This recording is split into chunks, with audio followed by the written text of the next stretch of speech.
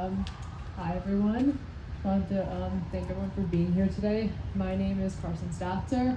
My pronouns are they, them. I'm a trans non-binary senior at Bristol ISD. And I also want to thank Stacy and Gordon because they saw me speak at a school board meeting this past week and then inviting me to speak again today. I'm very happy to be in front of you all today. This isn't something that I do a lot. The first time I really spoke in public besides classes was at that board meeting, and it was in regard to bathroom policies on whether or not trans students would be able to use the bathroom that aligns with their gender identity rather than their sex assigned at birth. The policy I was speaking on said each multiple occupancy bathroom or changing facility owned by or operated by the district shall be designated for and used by persons based on the person's biological sex. This policy does not prohibit the district from providing reasonable accommodations upon request. However, this poses a question for me. What will dictate a reasonable accommodation? Will it be what the parents want, what the school wants, or what the student wants? Megan Cohn, the Assistant Communications Director for Bristol ISD, said that Bristol ISD strives to provide an optimal learning environment in which all students feel safe, valued, and welcome.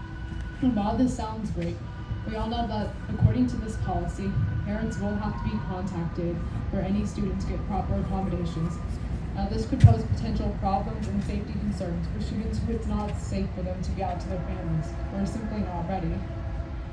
Now, I'm fortunate enough to be surrounded by accepting people. My family, my friends, and my teachers, they all help me in huge ways. However, some people unfortunately don't have that support system.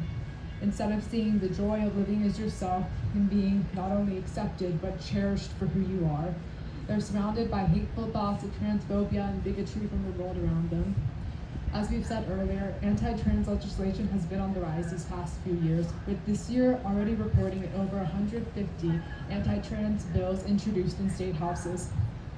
Now, this legislation works to prevent us from receiving gender-affirming care, prohibits us from playing on sports teams and using bathrooms that align with our gender identity. And as we said earlier, most of these proposed legislation is targeted towards trans youth. We're kids who are just trying to live our lives, while our parents and teachers tell us just be yourself. We're being attacked for just that, both by our government and people around us who have hate in their hearts. Kids should worry about what's going to happen in the next episode of their favorite show, not whether or not they can transition and live projecting truth. They can live projecting truth and joy. We should all be able to live as our true selves without fear. And I would like to say real quick that most kids who are trans or looking to transition, it's not a lot of like medical transitions. Normally we go through more social transitions, which are as simple as changing your haircut or going by a different name, using different pronouns and getting new clothes, all of which could be completely irreversible once someone decides that it doesn't fit them anymore and are 100% safe. And now, proposed bills like these show me just how little some of our politicians care about the well-being of trans people.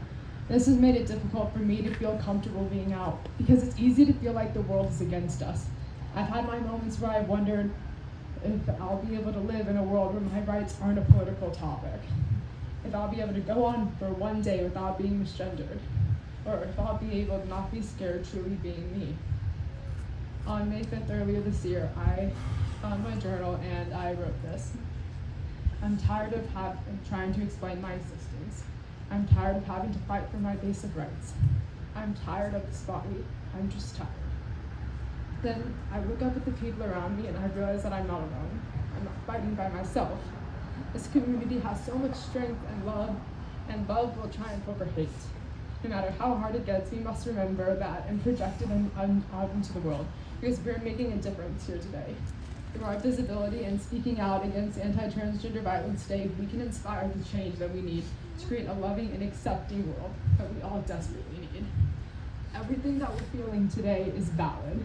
The sadness and grief that comes from thinking of the lives that we have lost is important. It helps unite us as a community and continue to work for a better future for all of us. Let us remember those we have lost. Let us truly feel and recognize these emotions, and let it fuel us to work together as one united community, because we are all loved and valid. No matter where you are on your journey, you are deserving of respect. And we have to remember that love is the strongest form of resistance that we have. Today, we will mourn and remember the lives of those whose names we have spoken and those who we have not have gone unreported. As Gwendolyn Ann Smith, the co-founder of Transgender Remembrance Day, said, "This is the day that we shall mourn our losses and we honor our precious dead. Tomorrow and every other day, we shall continue to fight for the living." Thank you for being here tonight.